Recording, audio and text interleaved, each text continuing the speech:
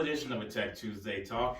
House wiring. We've been going through the process of what category your house could fall in when it comes to wiring. We've done pre-wire, where the wiring was done before the house is built. You have a media panel. By the way, these two videos can be found in previous videos. We've also talked about semi-wiring, where only 3 rooms will have the wiring, and it usually leads to your ONT panel in your garage. So now, our third category that your house could be in is what we like to call a home run.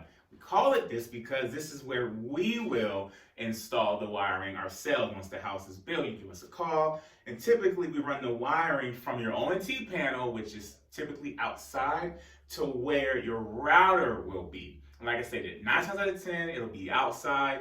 There could be some situations where it could be inside, but 9 times out of 10, your ONT panel will be outside. So we've gone through all 3 categories: pre-wired, semi-wired, and home run. Those are the 3 categories you could fall into as far as what your wiring of your house could be. And now, next week, what we'll dive into is why this is all important for you to know this when you give us a call. Let's just say this is going to help you when it comes to maybe wanting to call our IT department. Wink, wink.